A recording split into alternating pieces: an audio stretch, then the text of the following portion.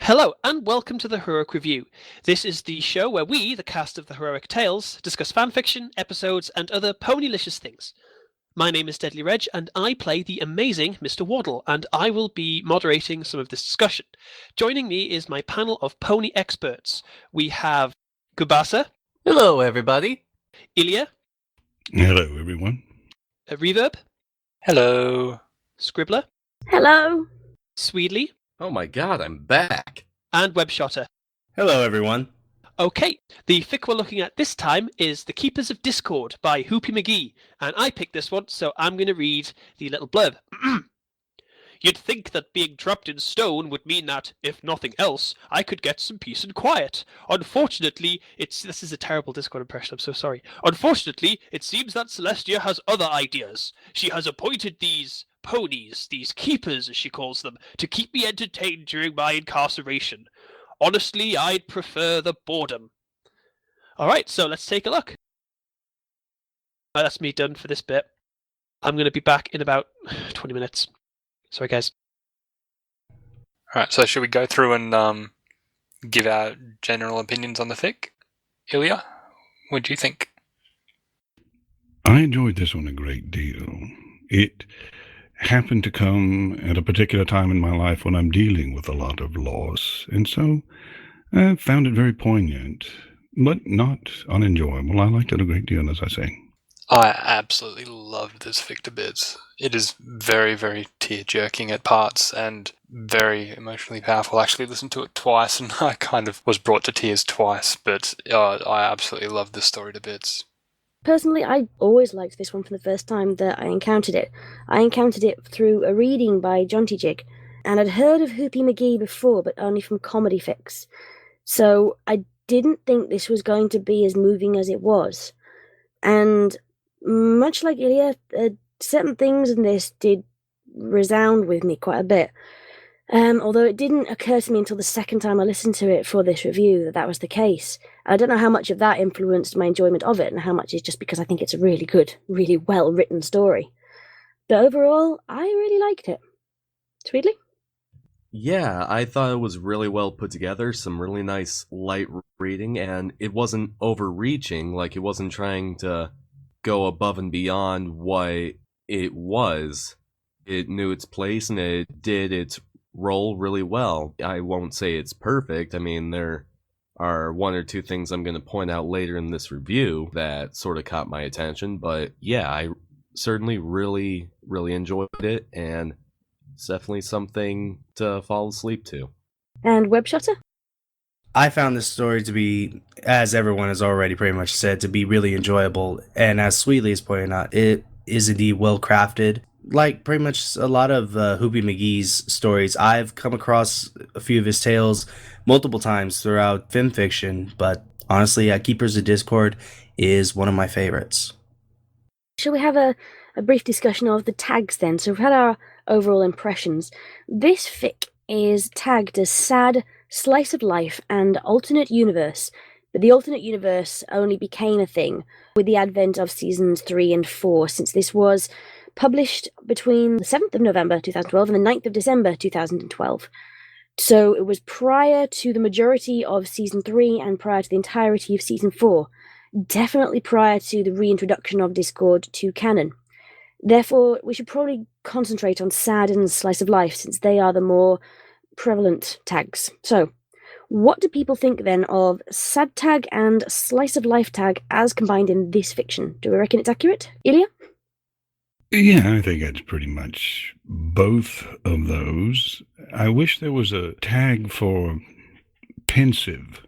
I mean, it made me think a great deal, so I don't know if that's even possible, but I think those two are accurate, yes. How about you, Reverb?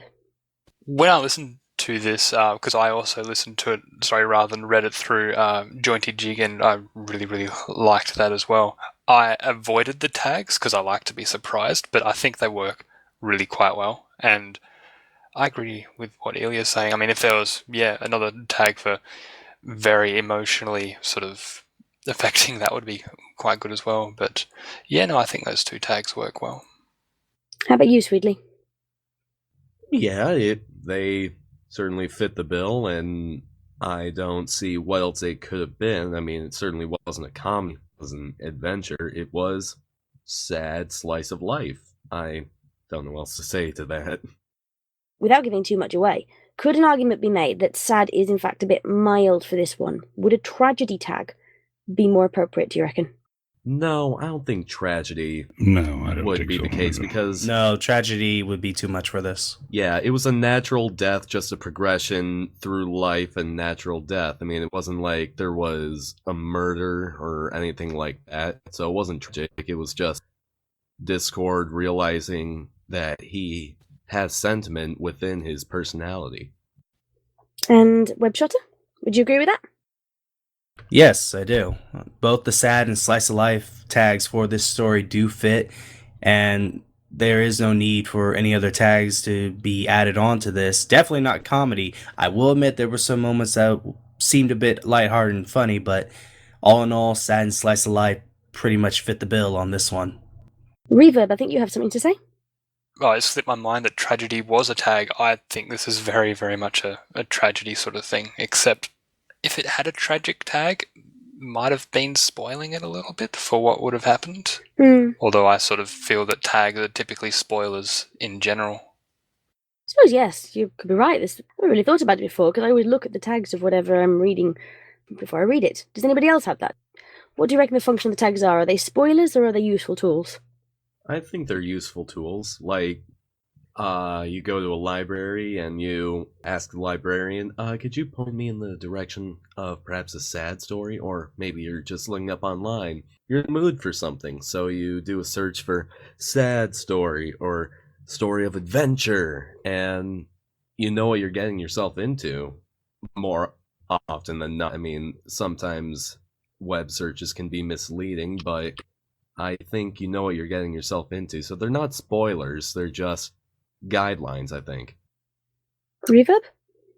Yeah, no, I agree with that. I think there's also something to be said for having someone recommend a great story and then being surprised exactly what it is. But that might just be my personal opinion. No, I think it's a valid opinion that I've had stuff recommended to me before now and people have deliberately not told me what the tags are because they have been spoilery. Generally that's dark fic or tragedy though, so I think we've had this conversation before about the merits of sad tag versus tragedy, so if you want to go and listen to our previous reviews on that one for our wonderful insights. But I think that there is an argument to be made for the tragedy tag here, but there's also an argument to be made against it, and it's very much your mileage may vary. If I might add something real quick. Okay, Webshoter? The tags themselves, I don't really see as spoilers, as Swedely has already pointed out, just a way to know what it is you're getting into. But it also, the tags themselves don't make up the story.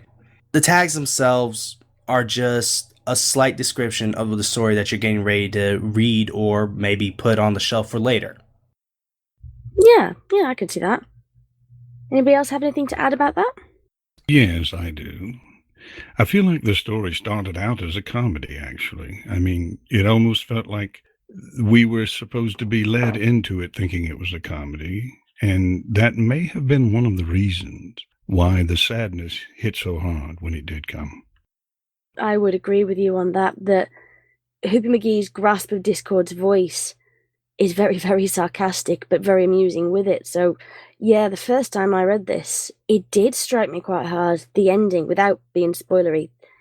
How it progresses, and there's a certain tipping point where you start to realise that the fic has morphed from comedy into something else. But I don't know about anybody else, but I didn't mind. I would usually mind it with a sudden ground shift like that, but with this one, it felt natural. So, can we agree that comedy is not needed as a tag for this story? Oh, absolutely. Oh yes, we don't need the comedy tag, but it was nice. Goombasa, do you have anything to add about the tags of this story? No, I really don't have anything to add about the tags. I thought that they were all relatively appropriate, honestly. Okie dokie. Right, so we've had our overall impressions of the story, we've had our discussion of the tags. How about we move on to our first discussion topic, and that is authorial manipulation of the audience. past this point, we are going to heartily spoil the story. So go and listen to it or read it if you want to. As of here, we don't care if we get spoiled now. Pause here and then go read the story now. That's what we definitely suggest. But if you've already read the story or heard it, then please continue on and listen to us ramble. Or maybe you just don't care. That too. Well said. Okay, right. Since this was Goombasa's topic that he suggested, I think it's only right that we lead off with him. One of the things that I love about this story is that at no point during my reading of it did I ever feel like it was forcing me to feel something. I did not feel that I was being manipulated into feeling like I was. It all came very naturally to me. And you compare that to something like My Little Dashie or Snowdrop, or if we want to go outside the pony fandom, Grave of the Fireflies, where it's constantly bashing you over the head with particular feelings that the author or the creator wanted you to feel. And they're not allowing you to deviate from that. They're not letting you feel what you want while you're reading this or viewing this. They want you to feel a certain way. Yeah, I would agree with that. Does anybody else want to add to that, Swedely? I actually disagree. I feel like it was trying to force us to feel a certain way at points. Like, since we're normal people and we understand how things happen, and from the descriptions that Discord offered, like that pony was getting fat or whatever, and we figured, oh, she must be pregnant. But then, like, the mother is, whichever mother you want to think about, is happy that her child is with her doing this job, but Discord is feeling annoyed. It sort of forced me to feel annoyed. Like, I like to get into the character of whoever's narrating, so if it's a first-person narration, then yeah, I like to get into the character. But if it was a third-person narration, I would have been like, aw, look at that. That little baby pony is prancing around the statue. Isn't that cute? Instead, I was like, that mother effing kid. Why doesn't it just die? Or something like that. Strong words. Goombasa? That's a good point, but I think the big difference is that this story manages that in a very gentle way. It guides you towards those feelings instead of yanking you along like you're a dog on the end of a collar. If you take a look at Snowdrop that I mentioned before, it is tailor-made to make you feel sad right from the get-go, and they don't let you deviate from that. The main character has a disability. She's blind. She is constantly made fun of by her peers just for being blind. And neglected by the teacher. Thank you. And neglected by her teacher, and she's constantly talking about how she feels useless. And even when there is a bright spot where she learns, oh, I can be more, then the whole thing flips it around again by saying, this took place 1,000 years ago. She's dead now. Does anybody have anything they want to add to that? Because I won't say mine until everybody else had their say. Well, I have something to say. I felt like part of the lack of obvious manipulation was the fact that Discord was obviously being manipulated. And he didn't show it. He didn't seem to understand it until the very end, of course he did. But during the story, he didn't. And that sort of led me away from feeling like I was being manipulated just by watching Discord. Yeah, I would agree with that. I think it can be said that this is a form of emotional manipulation, but I think it would be more in the vein of, in the way that any story is emotionally manipulative, that you are supposed to feel certain things about certain characters. The story is designed to make us like Sunny Days and not like Jumble, for example. The story is designed to make Winter Magic even, seem annoying. And we are meant to empathise a bit with Discord and his situation.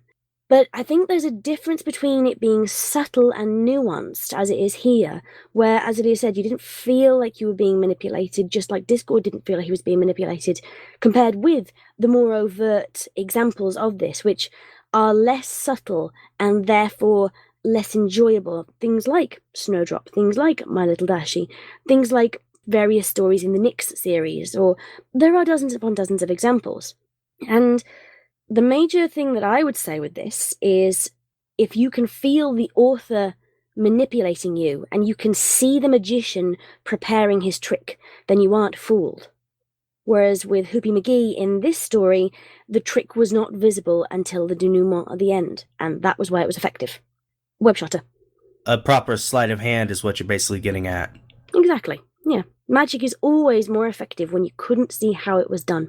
And stories like My Little Dash and Snowdrop telegraph what they're doing before it happens. Swedely? Well, you could argue that this story telegraphed what was going to happen as well. I mean, I get what you're saying, and I agree with it for the most part, but telegraphing, like, ooh, there's going to be a big joy coming up, but Discord's probably going to be annoyed by it, or you figure, what was that character he became attached with? Sunny Days? Yeah, Sunny Days. You figure, oh, this letter No, must Sunny be... Meadows, sorry. What was that? Sorry? Sunny Meadows, I got the name wrong. Okay. Whoever it was, you figure this letter has to be from her on her deathbed, and Discord's gonna feel all sad. I feel like it did a very good job of manipulating, but it wasn't absolutely perfect, as few stories even professionally written are. I would agree with that. Yes, actually, I'd forgotten about that letter. I would agree with you to say that that letter, yeah, the magician was showing his hand more than the sleight at that point. But I think for the main story, I would still stick to my guns and say it was subtle. Yes, bits like, oh, there's going to be a great joy and Discord's going to be annoyed and all. You understood you were trying to be manipulated in that instance, but I meant at the very end that I didn't realise what was going to happen, how Discord was going to react to it. And that was more the execution that I was talking about rather than the minor ones. Reverb? Something else which I reckon helps a lot is when compared to those other stories, how it just beats you over the head with feeling sad after sad after sad. This one being narrated so well by Discord and very much an in-character Discord, there's so much comedy between each of the slight moments of sadness as well that it's a bit of a salad of emotions rather than just sad after sad after sad. Ooh, a salad of emotions. Nice phrase. Anyone want to comment on that? Webshoter? Basically, we can all agree by now this story felt more natural and not manufactured emotional-wise for both the characters and the readers, especially towards the end. Yes. What do we think? Just because Swedely brought it up and I had genuinely forgotten about the letter, what do we think about that letter regarding the author's craft? Because I would agree with Swedely, and that one kind of fumbled the ball. But what does everybody else think? Anyone want to weigh in on this? Goombasa? I thought that the letter was actually relatively well handled, mostly because we are not immediately told what was in the letter. And I think that makes it a bit stronger because we see in the next chapter where it suddenly switches to Celestia's point of view very briefly. We see how it affected Discord, but again, we don't know what was in the letter to bring on those emotions. Reverb? I personally think that the kind of imagery of how he cracks out from the statue leaning down to pick up the letter was really, really powerful and really, really awesome. Webshoter and then Illya. The letter itself is properly set up. We don't find out about it until the last chapter and how it affects Discord, because from Celestia's point of view, you hear from Discord how he has to think of a lot of different things now. Illya? Well, I think I sort of knew what the letter was about before he read it. But from the moment he picked it up, the audience was looking toward that as a denouement, something to tie it up, and I think we needed it for that. I don't think the letter itself was particularly revealing. I would agree with you that I don't think the content of the letter was anything too surprising. I must admit, I was kind of hoping it would be like the thing in the suitcase in Quentin Tarantino film. Somebody help me with the title. Pulp Fiction. Pulp Fiction, that would be the one. We never find out what's in the suitcase in that film. The entire film, the characters are entranced by this, the audience is intrigued by this. At no point, spoilers for Pulp Fiction, at no point are we actually told what was in the suitcase. But I don't think the film suffered for that. This air of mystery, it was almost like a noodle incident type of thing. And I almost feel like the letter would have been more effective if it had stayed private between Discord and Sunny Meadows. I do agree with what you've said about how the letter isn't important. Like, the contents between Sunny and Discord is not really needed to be known. But at the same time, as Illya pointed out, it is a bit of a tie-up. So that way we would know what was said to affect Discord the way that it had. So we can agree that it is structurally important, but maybe not content important. Reverb? I also love how in the scene with Celestia, he's actually able to have something that he can physically hold, which is this emotion, which is still not too sure what it is. It's quite a powerful thing that she sees him gripping this letter and he's clutching it close, and he doesn't know exactly what he's feeling, but he knows that this is a really special sort of thing, and I thought that was quite powerful. It's one of the major reasons that I think we didn't really need to know what was in the letter, because we can see Discord's reaction. We've seen his relationship, such as it was, growing with Sunny Meadows, and we've seen the way that she reacts to him and her life unfolding. I don't think the letter added anything that we as the audience couldn't have inferred ourselves. And that's one of the reasons that I said earlier that I thought that maybe it was fumbling the ball a little, just because it was repeating something that any reader with an ounce of intelligence would have worked out themselves. Swedely? Not to disagree with you, but it almost felt like a song that went on after you think it had finished. I mean, to me, I was glad that it happened. Like, it was like that last chorus that just ended the song beautifully. The little something like that, I don't know. But it was already after like a pause where you thought everything was said and done. So, yeah, it was unnecessary, but in my opinion, I'm glad it happened. So a bit of flavouring, but not necessary. It's parsley. It was the cherry on top of the cake. Yeah, we'll go with that. Cherries are nicer than parsley. Right, have we exhausted this topic? I believe so. Alright then, so we'll move on to stories over protracted time periods. Who would like to kick us off with an opinion on how this story tackles writing about 3 different lifetimes, basically? That we had quite a long period of time, as seen from one character's point of view. So how do we feel this fic handled that? Goombasa? The fact that it is 3 generations spread out over what are really very short vignettes, I think works very well in the fic's favor, mostly because this is coming from the point of view of a character who is trapped in a single space, and time doesn't really have a lot of meaning to him, at least at the start of the story. And even when he was free, time really probably had no meaning to Discord. He is, by all intents and purposes, probably as ageless as Celestia is. And so the fact that it was just these little vignettes really helped to center in on the most important parts of the story, because it was over 3 generations, but we did not have to have the details of the entire generation. This wasn't like the 12 Kingdoms, for example. Yeah, I would agree with you on that. What does anybody else think, Ben? Do you think it was better this way, Swedely? Yeah, I thought it was pretty cool to accelerate time in this way. It sort of put us into Discord's perspective and perhaps give us some perspective on how he feels about life and making relationships with others. It also sort of gives us perspective on how Celestia and Lip probably feel, being mortal beings as well. Ponies come and go, and you can either make relationships with them or you can just not bother, and it probably won't bug you too much. And this is probably Discord's first relationship with a mortal pony, and it just hurts knowing that they're gone forever. And on a side note, I thought it was pretty interesting having the elements of harmony dying off one by one in the background. I thought that was sort of cool. It wasn't like the story was focused on them. They were more like a ticking clock. Okay, Reverb? I think the story does a really good job at having so many different lifetimes summarized so quickly and having you feel emotion for all these few different characters, and feeling like you've lived their entire life in such a short space of time is quite a tricky thing to do, I'd imagine. And also I love how Discord, his change seems very, very gradual over those 3 generations, and he still holds a lot of his snarkiness and sarcasticness, except that sort of order within the chaos, which Sunny was sort of trying to talk about before, leaving that mark on him in a real natural sort of way over those 3 generations, I thought was really quite cool. Goombasa?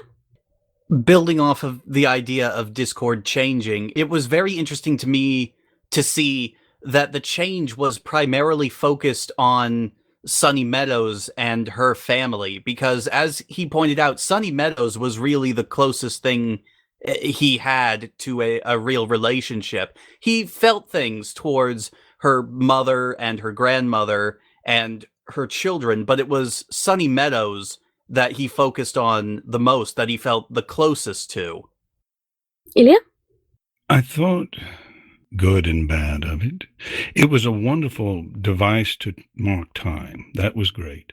There were too many names. I can't keep up with them well, and that's one of the problems I had with it. But I did like the fact that Discord was allowed in the very beginning to see something of a positive thought toward a relationship with a mortal. So he had time to ruminate on that as he went through the second character.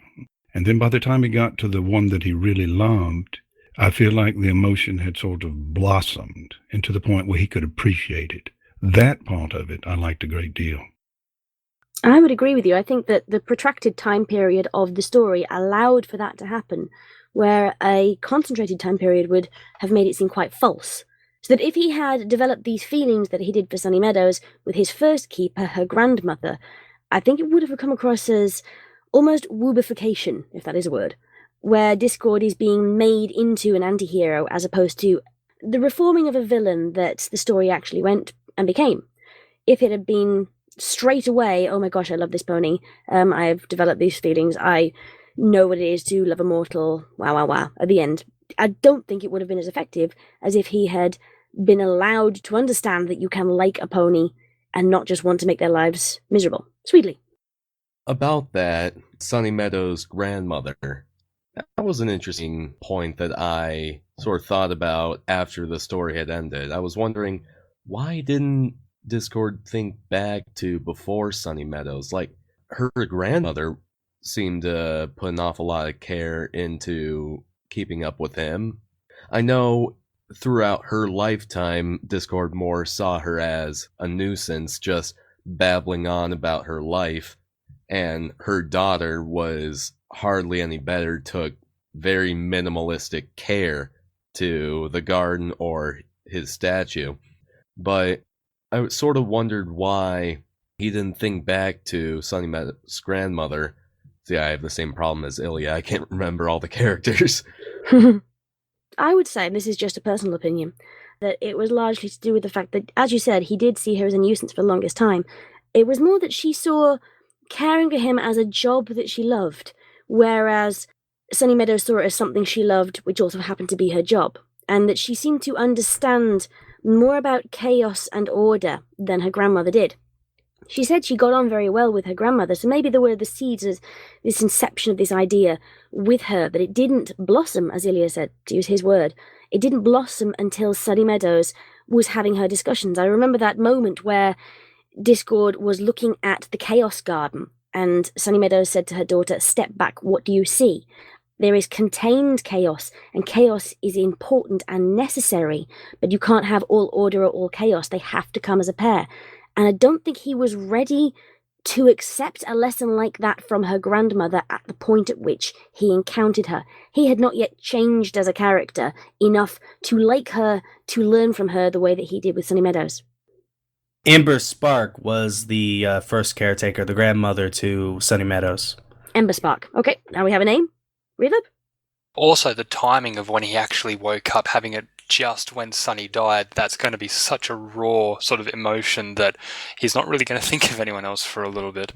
Although there was that moment, which I absolutely loved this part, where he asked the little pony, I forgot her name as well, he's like, "Do you fear me?" And she says yes, and he says, "You and your whole family will never have need to fear me." And I thought that was quite a powerful thing, and that sort of kind of, I would include the grandmother sort of as a help for that, because otherwise it would just kind of be just Sunny. That's a good point. That is a good point, yeah. It's sort of context. Sunny Meadows was actually the main change to Discord, because she, as was pointed out, she understood that a little bit of chaos within a bit of order is what needed, and Discord at the time was still learning about that. to him, Sunny Meadows was the one pony that actually changed his life, that actually helped him to see things differently and actually was a major impact to him. Yes, Ember Spark was the one who kind of started it, but she was going about it in a different way. When it came down to Sunny Meadows, how she reacted to him, calling him funny face, booping him on the nose, and just actually trying to make things better for him in a way. She was the one that really made an impact on Discord. I think there's an element of choice to it as well. That Ember Spark was chosen by Celestia and had to be put in charge of the keeping. And she does start it off by saying she doesn't understand why she has to do it. She doesn't even know if he's sentient in there.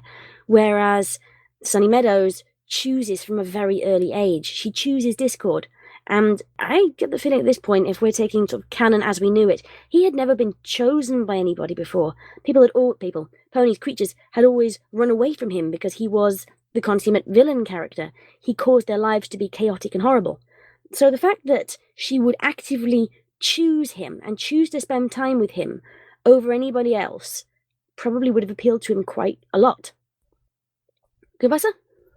We also see that during Sunny Meadows' time with him, he also starts to experience feelings beyond just liking her as well. We see that he starts to get very jealous of her husband when he finds out that she's been married. And once the husband has left her, he's actually very overjoyed to hear that at first, despite how miserable it makes Sunny Meadows. He also wants to kill Jumble, too. I must admit, I really liked the bit where he finds out that Jumble's gone and he feels happy, and then he automatically thinks, oh no, in fact, it wasn't when Jumble left. He felt happy and then sad for her. It was when her grandmother died, when Ember Spark died. And she came up and she cried by him, and he was happy that she was back because she'd been away for a while. And then he said, you're never alone, and questioned himself going, where the hell did that come from? I think that felt very genuine in the writing. Reverb. I love how each time he feels these different sort of emotions, he tries to either make a joke about them or justify them in a strange sort of way. Like when he starts to miss them, he sort of talks about it as though they belong to him and they shouldn't be doing other things. And he tries to make it sound more selfish and tries to sort of paint it in unnatural lights to sort of justify his emotions in anything other than being a good person. Illya? Jumble most likely died a horrible and chaotic death. That's a good point, actually. After the credits roll, what happened to Jumble if he was still alive? So somebody's going to write a gore dark fic about that now. Webshoter. No, I think by this time he's already also out of the picture, because at this time we know that Sunny is in the hospital and she's already passed away. And there was one thing I wanted to mention earlier, is that towards the end, time seems to just rapidly speed up from Discord's point of view to where, wait a minute, wasn't this pony just young this moment ago, and then she just get a Q mark, and then all of a sudden it speeds up to where Sunny is in the hospital and she's not going to make it. Reverb? Was it just me, or did it feel like Sunny died at a bit of a younger age than her grandmother? I felt like the deaths sort of started coming one after another quite quickly. That might be more from Discord's point of view, that his perception of time is a bit skewed. Unless she had children much later than her mother or grandmother, because by the time her mum and grandma died, their children were complete adults, while I still feel hers were really quite young. Not so young, because Summer Sky had a child. She had her own foal when... Oh, really? Yeah, she came and presented it. Oh, silly me. That was when Discord said, wasn't she just a filly a few minutes ago? And in fact, Summer Sky is married and has a child and is ready to take over as the next keeper when Sunny Meadows dies. Oh, silly me. Sorry about that. I feel Hey, embarrassed now. it's easy to do with all these names. Goombasa? It's also a good indication on how Discord is changing, because, as was pointed out earlier, he is somebody who is ageless, and time doesn't really have much meaning for him at first. But once you start growing attached to other people, and you start to take notice of them aging, and them growing older, and their lives changing, all of a sudden time has much more meaning to him. Regarding the idea of time periods and protracted time periods that Discord and his feelings and his progression, do we think this is something that pops up a lot in Discord fiction? No, I can't say it does. Because I can only remember seeing one example of this before, and that was a fic called Dearest Fluttershy, which did with Fluttershy what this fic does with Sunny Meadows. Reverb? It also does that a little bit in Library of Accord as well. I suppose, yeah. To a degree. Yeah, by Chinchillax. A reading of which is also on YouTube, if anybody wants to go and find that. I don't think it's something that gets dealt with, especially in a lot of fiction. It struck me as odd and yet also refreshing because it's not done very often, therefore it's not done wrong very often. Well, that segues quite nicely into this idea of unlikable protagonists. Now, Discord, as canon set him up, was a villain. And as we said before, this was written between November and December of 2012, so it was before he was reintroduced to the series and reformed with Magic Friendship Gun Fluttershy. So, what do we think about him as a protagonist who is generally quite foul when we first start out with him? He is unrepentant, he hates being contained, he hates all ponies, he plans what he's going to do, then these terrible things when he gets free. What do we think? Because we are still expected to follow him as a protagonist. So, Reverb? I think he gets away with it really, really well just because he's absolutely hilarious and so sarcastic. He's written in such a way that he's very much like the show, except just over the top sarcasm and sort of angst, which works so well from this almost coma-like perspective of being trapped within himself, that he is this sort of way if he was really either down and depressed about everything or, just really villainous without it having any other flavours, then it would be a much worse situation. But I think with him it works much better than it would with any other character similar to him. So, we're not going to have a repeat of March to the Scaffold then? No, we are not. No. Okay. Well, that's a... Well, Sorry, no. That was Chrysalis. That was a fic that tried to do for Chrysalis what this fic did for Discord and what Past Tense did for Nightmare Moon. To a degree, except Chrysalis also had those lots of inner dreams and sort of different things going on within that, while Discord was very much stuck forward present time as it was passing by. Exactly what was happening rather than sort of getting lost in subconsciousness and stuff like that. I can see that, yeah.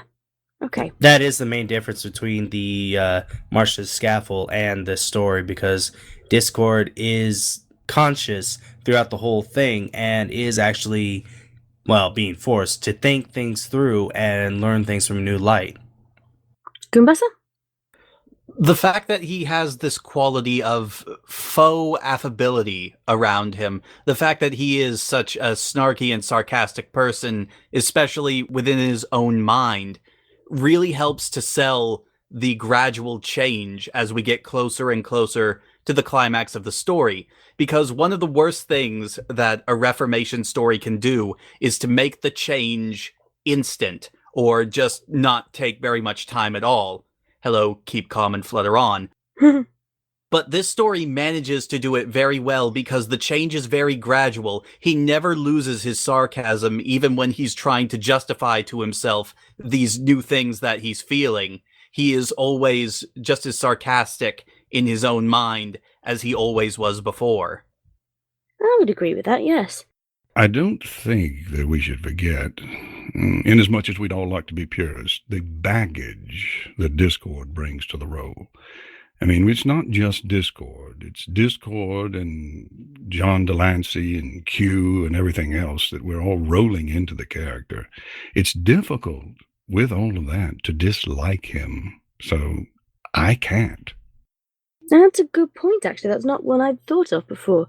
How much of Discord love is love for the character and how much is Discord love is love for John Delancey?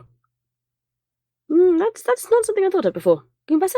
It's just one of those situations, I think, where it's almost impossible to separate the role from the actor. Like, you think of Bela Lugosi, you think of Dracula. John Delancey, you think of Q, or if you're a Brony, you think of Discord. It's just become a part of it now, I think. Yeah, there is that. If you love the person outside, or if you love the person, they're celebrities, we don't love them, we just admire them. If you have a predilection to like a celebrity outside of the media they're in, we do tend to sort of map this onto the media they're in and assume that we're going to like their character as well. Some celebrities use this quite well to shock their audiences. I'm thinking in particular of Billy Connolly. who is a world-renowned comedian. He's known for being foul-mouthed, but ultimately quite moral and hilarious and funny, and everybody likes him. And he once did a film wherein he played an assassin who basically went around shooting people and was thoroughly unlikable and really, really shocked everybody who went to see it because they assumed Billy Connolly's in a film. Ooh, it'll be funny. I'll go and watch that. So it can be that you find yourself liking a character who is genuinely unlikable. It can be that they can use this and sort of subvert it in a way. But I think with Brony fandom, Discord is very much wrapped up in the prior love for his voice actor. Reverb? I love how also there's a moment where someone accuses him of being evil, and he says to them, I've seen true evil. A little bit of chaos isn't evil. True, and that sort of resonates again with what Sunny Meadows says about the Chaos Garden and about trying to make Summer Sky understand that you have to have order and chaos at the same time. Was it Summer Sky? I thought it was Winter Magic. Who knows? They all blend together. Names. No, it's definitely Summer Sky, because she's the one who takes over, and she keeps trying to make her mother change the garden. That's right. Because Winter Magic naffed off to the Magical School for Unicorns as soon as she was able. Okay, yeah, that's right. I must admit, I like the small glimpses into life outside of the Chaos Grove, the Discord Grove. So we hear about the School for Unicorns, we hear about the elements dying, we hear about all these different things that we never see, but they would mean less if we had seen them, if we'd had a sudden scene change or narrator change. Because there are some stories where you start off with a first-person narrator, and then you flip to someone else, or you flip to a third-person narrator, and I've never quite been able to gel with that. I'm quite glad it didn't happen here. Reverb? Sort of on that note of seeing other things sort of going on, I loved how the garden changed as well and started expanding out to become a grove. True. Anybody else want to comment on Discord as an unlikable protagonist? It's very hard to see him as unlikable, I think. By the strict definition, yes, he is relatively unlikable just in the way that he acts, but he's just so much fun to watch. I think he's definitely it's fun to watch, but you wouldn't want him to be acting that way around you. He's a bit of a Perez Hilton in that sense. Yeah, that's a good way to put it. Yeah, you can laugh at him, but you wouldn't want him anywhere near you. Can it also be said that he could be seen as like that one family member you love to watch but don't want to interact with? Yeah, I think so. The crazy uncle. Hello. Oh no. Or that one cousin you just try to forget. The one who you just tell stories about at family gatherings and go, we don't talk about him. Oh my god, I've got that cousin. Oh, jeez. He's actually a brony as well. We're cutting this out, right? Nope, that's stated. Does he listen to Scribbler? I don't think so. Maybe. Don't mention anything incriminating just in case. Yeah, I'll leave him It's the there. next family gathering. So, I'm the one that you don't talk about, right? What are you talking about? I don't talk about that cousin. So you just announced to the entire internet that I'm the weirdo of the family. Right, that's how it is. Right, moving on. Brevity in writing. This is where we start looking more at the structure of this and comparing it to other fictions that we've read. How about this epilogue? What do we think about the epilogue? We've said about the letter itself, maybe was necessary, maybe wasn't. But did we need the epilogue itself, where we have Discord in a separate dimension and all the things that Sunny Meadows has ever created he's pulled out of nowhere and kept in this sort of cave where he is staying and reading her letter and spending the rest of his days? What do we think about this? Webshoter. I thought it was a nice touch. If anything, it allowed us to see, or kind of see, where he disappears to after Celestia's point of view, and just shows that he has taken everything he's learned and he still remembers it. If anything, all those paintings that Sunny Meadow made and also all the stories she wrote, he keeps as a reminder of her. This basically goes back to what Swedely said before, as that it's a nice way to wrap up a really good song with that one chorus at the end. Okay, Goombasa. I didn't really like the epilogue that much because I felt like it kind of subverted the lesson that he was supposed to learn about getting close to mortals. It actually kind of paints him in a bit of an obsessive light, honestly. Hmm. Whereas I think that the chapter where we are in Celestia's mind for a little bit, where she's interacting with Discord once he's been freed, I thought that made for a very nice epilogue. And I would have preferred if that had just been the ending, with him just announcing he needs to leave and he needs to figure some things out. Okay, Reverb.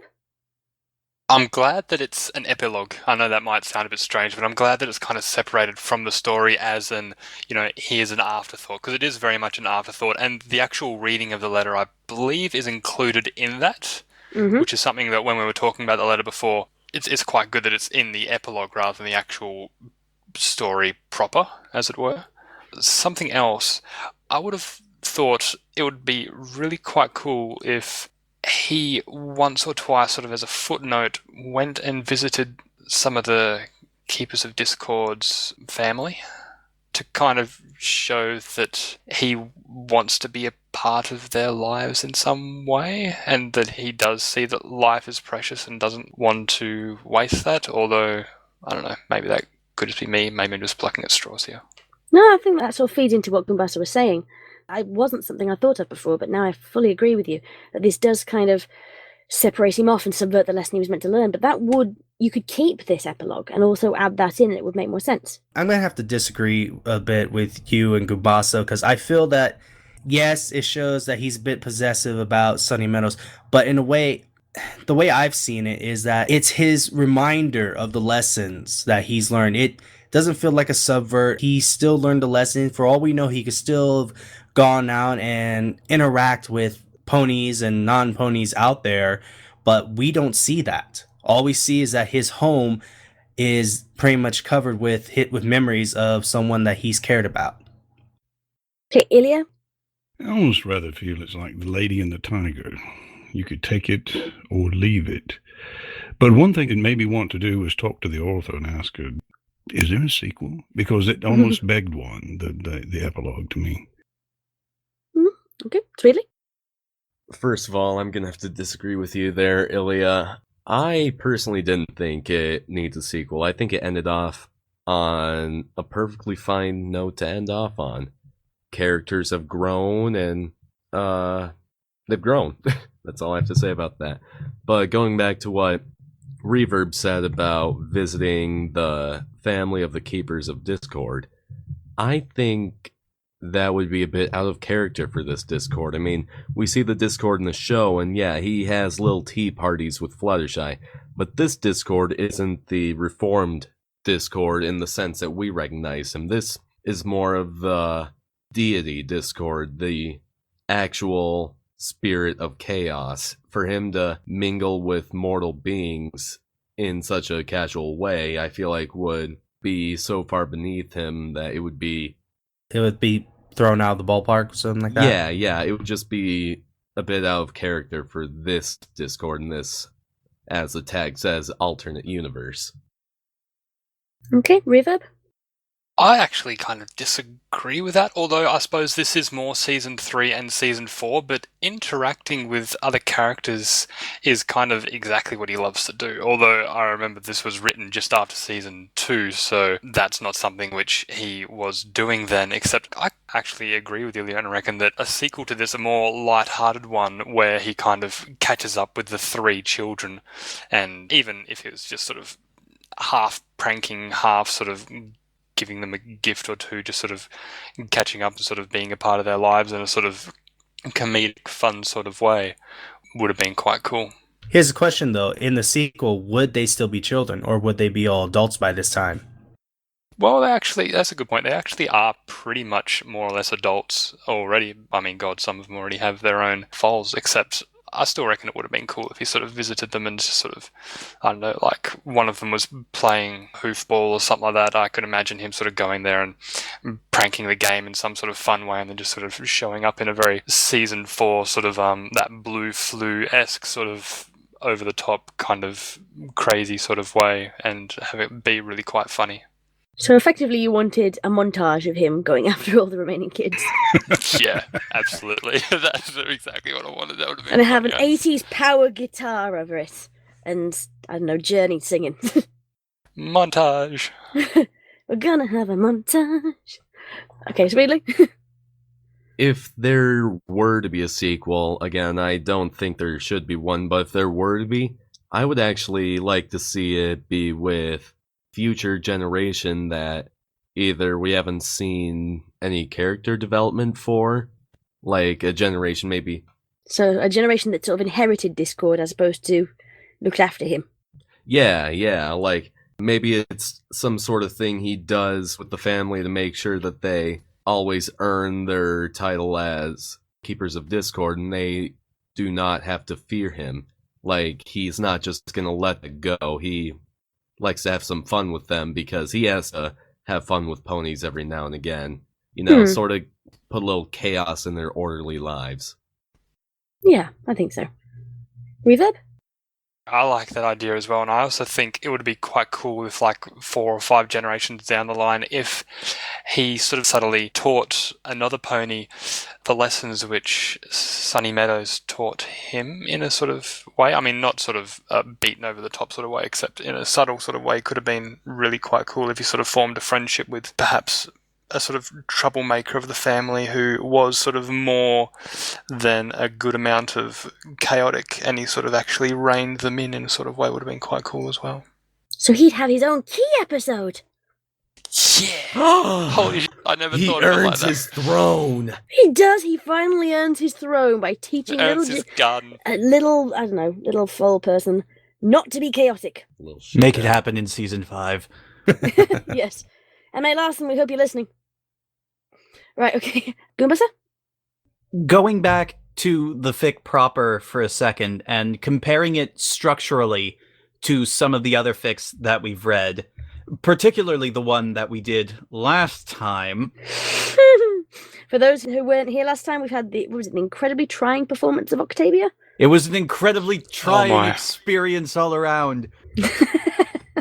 Carry on. But I was very happy to see that this one manages to completely do away with fears of purple prose. All of the scenes are short, they're to the point, they still have some nice flavor and description to them, especially since it's coming from Discord's point of view. But they're not overly wordy, they don't overstay their welcome. They're just there just long enough to do what they need to do, and then we move on. And also no red herrings. And we don't think this one would be more interesting as a Klopfic. Oh, hell no. No. No. What? Oh, this... You weren't there for the last discussion, were you, Jason? Yeah, no, I was. I forgot the Klopfic bit. It is, 5 a.m. for you now in Australia? So we can forgive you for not Yeah, I'm always remembering. half asleep for these. No, I made an offhanded comment about how the fic that we did last time was so boring. It probably would have been more interesting if they had just thrown random sex scenes in. Good point.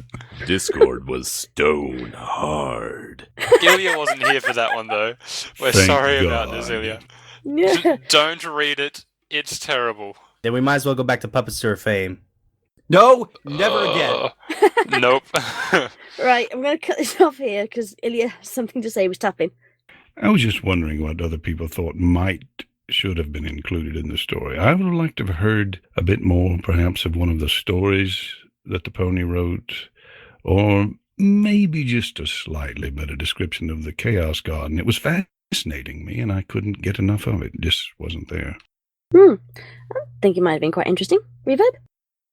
I'd love to see some art of this story. I haven't actually done a search. I'm not sure if there is any art, except I would just love an image of Discord cracking out of the statue to pick up the letter and to see the Chaos Garden kind of starting to grow into the rest of the Canterlot Gardens as well. And there's some amazing sort of imagery which they talk about in this, and sort of like the moment when Sunny boops her soggy hoof against his nose and calls him Mr. Funny Face. And there's a lot of very descriptive scenes which I thought the author does really quite well, sort of at the same time avoiding purple prose and managing to say so much in so little words.